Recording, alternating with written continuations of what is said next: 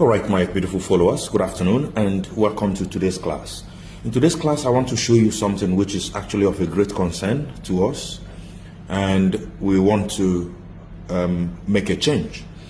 For example, when we have our system on this way, you see our motor is running.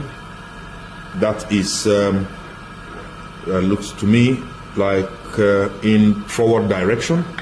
It's running in forward direction this way, and if for some reason there is an emergency and we push the emergency button and this thing starts, all right, if we sort out things and then we come back and reset this emergency button, the motor starts immediately, which is supposed not to be so. So you see, this is one of the disadvantages of making use of a selector switch to control a motor. Is one of the disadvantages.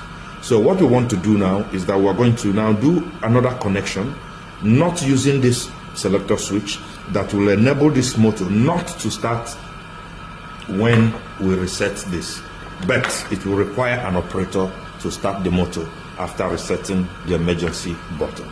So stay with me.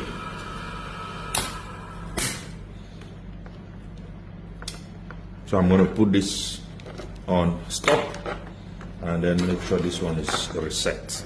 So what we're going to do right now is, if you look at this place now, you're going to see that this wire is coming to the A1 of this contactor. This is the A2 going to neutral, and this second wire is coming to the A1 of the second contactor, and of course this is the A2 going to neutral.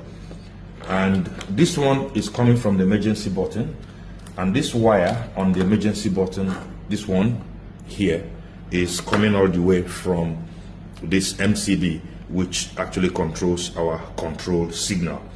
All right, so it goes through this emergency button, to the selector switch. So what I'm going to do is that I'm going to remove this selector switch. I'll slack out on this and I'll pull this wire out.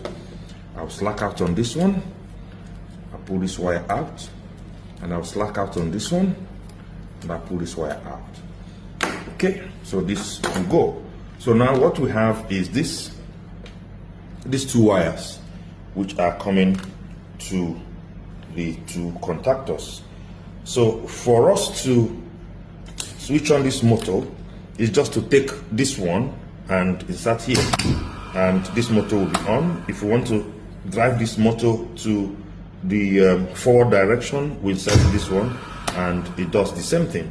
So we can switch off this one.